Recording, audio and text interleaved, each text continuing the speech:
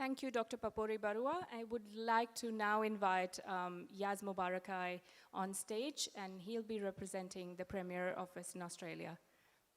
Mr. Yaz Mubarakai, thank you. What a fitting remark and address by our chair coordinator for this event, Naari. Papori, that was some wonderful words you've just expressed, and I thank you for that. And the opening dance that we had by the young ladies, I have to say that was the opening of what we required for the 2020 Naari event. So well done, ladies, and I look forward to all the other entertainments to follow. But that definitely was a good start to a wonderful afternoon. So Kaya Wanju, namaste and good afternoon, ladies and gentlemen, boys and girls, and our respected elders and community leaders that are here this afternoon in this beautiful location we've got here. And it is an absolute auspicious occasion, and I would like us all as a collective to acknowledge the Whadjuk people of the Noongar Nation and pay our respects to the elders past, present, and emerging. Today, we also have some of my parliamentary colleagues that I'd like to acknowledge.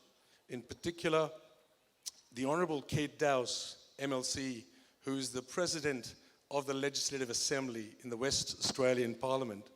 And she's the first ever female President of the Upper House, ladies and gentlemen. First female. That is a remarkable achievement. We've got the Honourable Lisa Howie, who's the Leader of the Opposition today, here represented by the Honourable Sean Lestrange, Member for Churchlands. Sean, welcome. We've also got here the Honourable Nick Goran, the Member for MLC for the Upper House, here, present as well.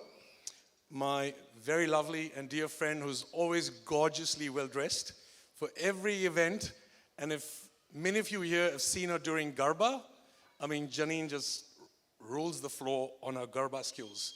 She's right here and she's looking very colorful again. Janine, welcome as well. Ma'am, Dantu Charandasi ji, the Indian consulate here in Perth as well, is with us. So I definitely would like to acknowledge you and your contributions to the Indian diaspora here in Western Australia. Thank you so very much as well. My friend, Councillor Yaso Punuturai, where is she? Yaso, hello, how are you? She's here as well from the city of Canning. We've got a councillor here, Yaso.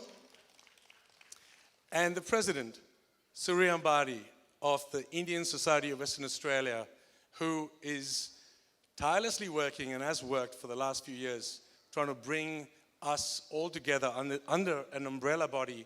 And Naari is one of those entities that comes under that umbrella. And I'm really grateful for his hard work and his team of executives that do such wonderful work in our community. Today is an absolute privilege for me to be here amongst you all as the representative for the Premier of Western Australia, the Honourable Mark McGowan, MLA, and the Premier sends his apologies and wishes everyone today here a fantastic day of celebrations. Hi Lisa, how are you? Good to see you. Good. And the Premier sends his apologies and has asked me to represent him today to say a few words on his behalf and some of my words as well mixed in it. As Papori said, the theme for Naari 2020, is Nari Shakti, empowering women. I would like us to say that again as a collective, Nari Shakti. Can we do that as a collective? Can we say that? Let's do that. Just say it one more time. Nari, I think it's a bit short. Let's do it one more time. Nari Shakti. Wonderful. And the panel discussions this afternoon, which I'm looking forward to listening to, is also about an equal world in an enabled world, is one of the panel discussions that will happen this afternoon, and a dhamaka program of entertainment. We just saw the start of it. That was just a taste. I'm sure there's lots more to follow. Now, we all understand the importance of gender equality and why we as members of a community need to actually not just use words, but we've got to build actions about bringing together the changes required for a gender equal community. And I have to say, today's event is a great grounds for all present here today to interact, and especially today, I believe, is a change from the last 3 events we've had so far, where men are invited to come to Naari in 2020. And I think the importance of that is quite very clear to all of us, which is that men need to also be part of listening towards the concerns or the conversations that women have of today. But what is important to them? What are the changes? What is required to bring about and close that gap between men and women? Because it's about individuals. It's about a collective community. And I have to say that the McGowan Labour government is committed in improving the gender equality in Western Australia. Next week, and this is quite exciting for me to say this, next week during the International Women's Day, the Minister for Women's Interests, the Honourable Simone McGurk, will launch the Stronger Together WA's plan for gender equality. It's the first of its kind in Western Australia, and it's going to focus on 4 key areas of concern. It's health and well-being, safety and justice, economic independence, and leadership, my very favorite one. This landmark initiative is not just for government, but this is a strategy built to entice the companies, the private sector, and individuals as a roadmap of how we are going to close this gap. I have to also say that it's important that the government leads by example. And one of those examples, quite quickly may I say, is that we had set a target for 50% of women on boards, and I'm pleased to say that we met that target in government-controlled departments where women are appointed on boards, and it's sitting at 51%. I think that's remarkable in the 3 years of being in government to be able to achieve that closeness of what we're talking about as gender equality.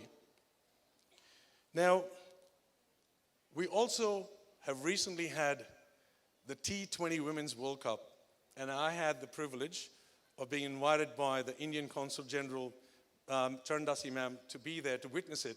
And I have to say, it was one of the most exciting things to watch. I couldn't tell the difference between a men's T20 and a women's T20. It was that packed. It was full house. There was entertainment galore, and there were nail-biter finishes. That in itself is, to me, being a cricket tragic, one of the most exciting things to watch is women's cricket. It's come into this phase where it's so exciting to watch it. So on that note, what we found is women's cricket is taking a big leap into the sporting industry. And what we have is a concern with the clubs that are out there in our communities that don't have the right facilities built for women in cricket. So the Minister for Sports and and Communities introduced a scheme last year for about $500,000 to test it out to see, which other clubs out there where women in cricket or in sports would need that kind of help. It was such a big success that now they've topped it up with $3 million to assist that same program because of its success. So there's going to be a lot more facilities out there which will get upgraded to make it safer for our women and our girls to play in sports. So I think that's another great initiative as well. On a very fitting note, Naari 2020, I have to say, is a fabulous occasion to watch all the small business owners right behind us right now. If you have a look, I've had a chat with so many other women out there who are running small businesses, and it's great to see that. It's inspirational to see that confidence they hold in engaging of getting into business. I absolutely applaud them and support them for the initiative. Well done, ladies. Keep up the work. It was great to be around, and thank you for introducing yourselves to me and your businesses. I wish you, your families, all the very best.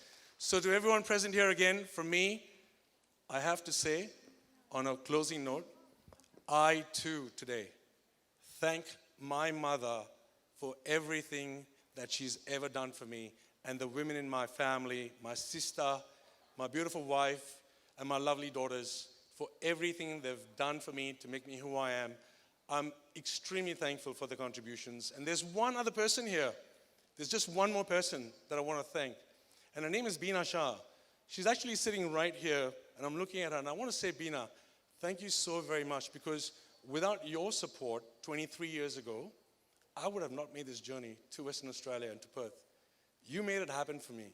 You gave me all the confidence I needed to go ahead when I was very nervous, not knowing whether this is going to work out for me. You've maintained that friendship with me, and I thank you and your family for all that support as well. On that note, ladies and gentlemen, happy Naari 2020. Let's celebrate, let's enjoy, let's have a lot of fun. Thank you for having me, much appreciated. Thank you. Thank you so much. We'd like to, yes, Dr. Parpori Barua has just got something for Mr. Yaz Mubarakai. Thank you, and a big round of applause for his wonderful words.